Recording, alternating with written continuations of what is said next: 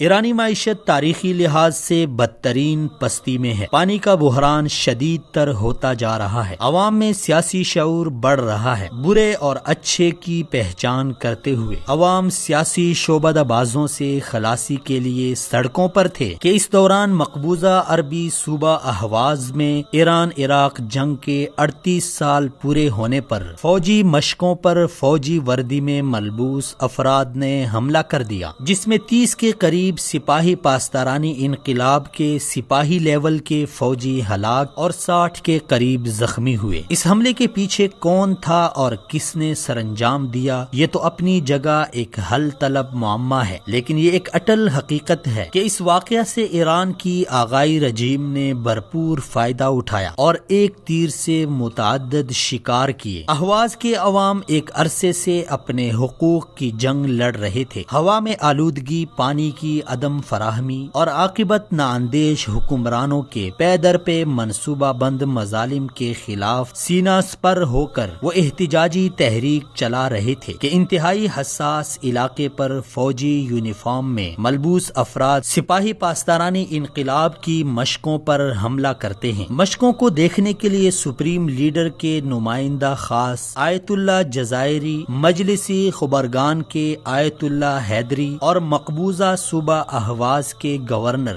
جمال عالمی سمیت کئی اعلیٰ عہدیدار موجود ہیں، لیکن حملہ آوروں کی گولیاں صرف عام سپاہیوں کے جسموں میں پیوست ہوتی ہیں اور اعلیٰ عہدیداروں کو خراش تک نہیں آتی، جس سے اپنی جگہ کئی سوالات جنم لیتے ہیں کہ حقیقت میں یہ کوئی حملہ تھا یا اپنا ہی کیا دھرا کوئی ڈرامہ۔ حملے کے ساتھ ہی ایرانی وزیر خارجہ ایک ٹویٹ کے ذریعے سے 2 خلیجی ممالک سعودی عرب اور متحدہ عرب امارات کو حملے میں ملوث قرار دیتے ہیں۔ یوں اس حملے کے ذریعہ سے ایرانی حکومت اپنے مخالفین کے لیے ایک زبردست دام تیار کرتی ہے، جس کے بعد اہواز کے عوام نہ تو آلودہ ہوا اور پانی کی عدم فراہمی پر احتجاج کر سکتے ہیں اور نہ ہی استحصالی نظام کے خلاف آواز اٹھا سکتے ہیں، کیونکہ بہر دو صورت ان کو حملے کا قصوروار قرار دے کر ان کے خلاف سیکیورٹی اداروں کی طرف سے کارروائی کا جواز موجود ہے۔ اس کے ساتھ ساتھ اچانک داعش کی طرف سے ذمہ داری بھی قبول کر لی جاتی ہے، جس کے ذریعہ سے آغائی رجیم رائے عامہ کو اپنے گھنونے مقاصد کے لیے بآسانی ہموار کر لیتی ہے اور فاش نظاموں کی طرح عوام کو یہ باور کراتی ہے کہ ریاست میں جاری بھوک و افلاس اور کرپشن پر صبر کریں، کیونکہ تمہارا غصب کیا ہوا مال ہم دفاعی وطن پر خرچ کر رہے ہیں۔ اگر آج ہم نے شام و عراق اور یمن کی خانہ جنگیوں سے ہاتھ کھینچ لیا تو ہم داخلی طور پر بدامنی کا شکار ہو جائیں گے اور یوں لوٹ مار، کرپشن اور 400 پھیلی ہوئی غربت کے خلاف بپھرے ہوئے عوام کو ایرانی رجیم اس حملے کی آڑ میں ڈرا دھمکا کر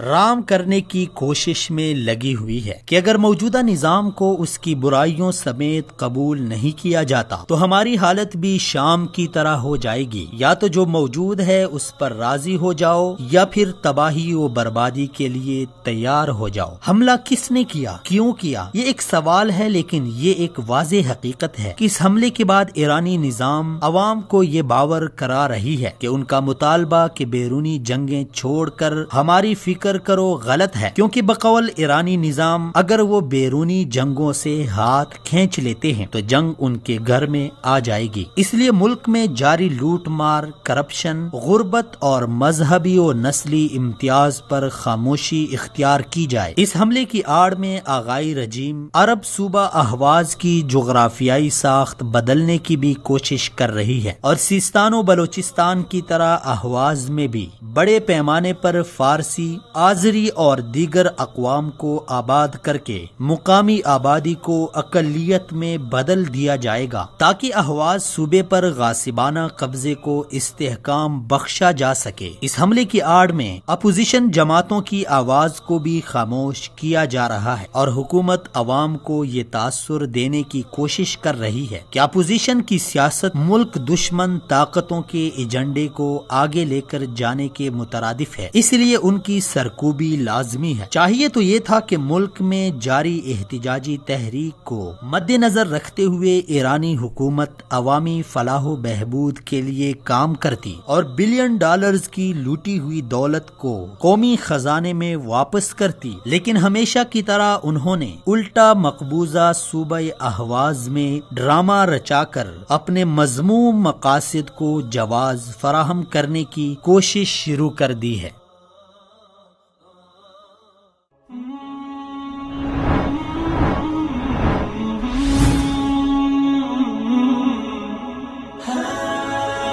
دنیائے اردو کا